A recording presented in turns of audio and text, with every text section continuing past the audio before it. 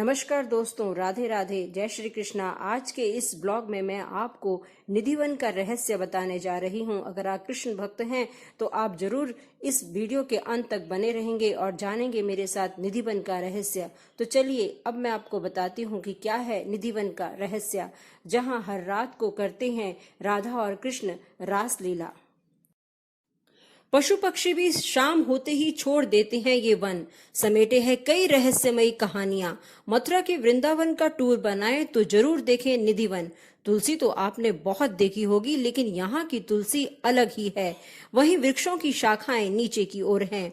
यहाँ शाम होने के बाद नहीं जाता है। यहाँ कई मान्यताएं हैं कि आज भी कन्हैया यहाँ रास रचाते हैं। यही कारण है कि सुबह खुलने वाले निधिवन को संध्या आरती के बाद बंद कर दिया जाता है। इसके बाद निधिवन में कोई नहीं रहता है। निधिवन में दिन में रहने वाले पक्षी भी शाम होते ही इस वन को छोड़कर चले जाते हैं। आपको जानकर आश्चर्य होगा कि निधिवन में तुलसी के पेड़ हैं। यहाँ तुलसी का हर पौधा जोड़े में है। मान्यता है कि जब श्री कृष्ण और राधा रास लीला करते हैं तो ये तुलसी के पौधे गोपियां बन जाते हैं और सुबह होने पर तुलसी के पौधे में परिवर्तित हो जाते हैं। वहां लगे वृक्षों की शाखाएं ऊपर की ओर नहीं बल्कि नीचे की ओर बढ़ती हैं। ये पेड़ ऐसे फैले हैं कि रास्ता बनाने के लिए इन पेड़ों को डंडे के सहारे से रोका गया है। कृष्ण भक्तों से भरा रहने वाला निधिवन शाम 7 बजे खाली होने लगता है। इस समय निधिवन से सैकड़ों बंदर भी बाहर निकलने लगते हैं। चिड़ियों की चहचहाहट से पूरा इलाका गूंजने लगता है, क्योंकि इस वक्त राधा और कृष्ण के रास का वक्त होता है। लोगों की मान्यता है कि इस रास को देखने वाले अंधे हो जाते हैं। ब्रजवासी बताते हैं कि भगवान कृष्ण को निधिवन बेहद प्रिय है। भगवान कृष्ण और राधा ने यहाँ पर श्रृंगार किया था और हर रात बांके बिहारी मंदिर से निकलकर यहाँ आते हैं और इस दौरान यहाँ कोई नहीं होता। यहाँ पेड़ के रूप में ऋषि हैं जो रात को गोपियां बनकर भगवान के साथ रास में हिस्सा लेते हैं।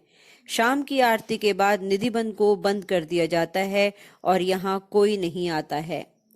वैसे तो निधिवन के परिसर में अलग अलग तरह के पौधे लगे हुए हैं, लेकिन यहाँ पर तुलसी और मेहंदी भारी मात्रा में उपलब्ध है।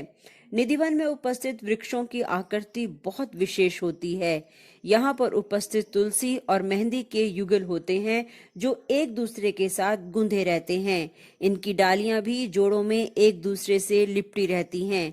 केवल इतना ही नहीं, यहाँ पर स्थित तुलसी और मेहंदी के पेड़ सामान्य आकृति से बड़े होते हैं और उनका रुख जमीन की ओर होता है, यानी कि पौधों की डालियां जमीन की ओर झुकी हुई होती हैं। पौधों की डालियां एक दूसरे से कुछ इस तरह से लिपटी होती हैं जैसे कि वे एक दूसरे को आलिंगन कर रहे हों। लोग मानते हैं कि यह पौधे रात के समय गोप गोपियों का रूप धारण कर लेते हैं और श्री कृष्ण के साथ रास रचाते हैं।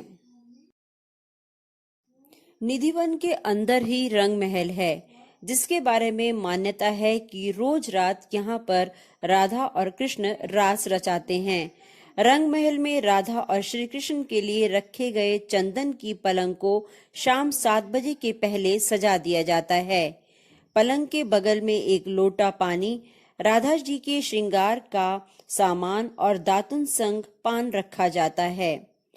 रंग महल का बिस्तर सुबह 5 बजे जब खोलते हैं द्वार, तब अस्त व्यस्त मिलता है। लोटे का पानी खाली होता है, दातुन कुची हुई मिलती है और पान खाया हुआ मिलता है।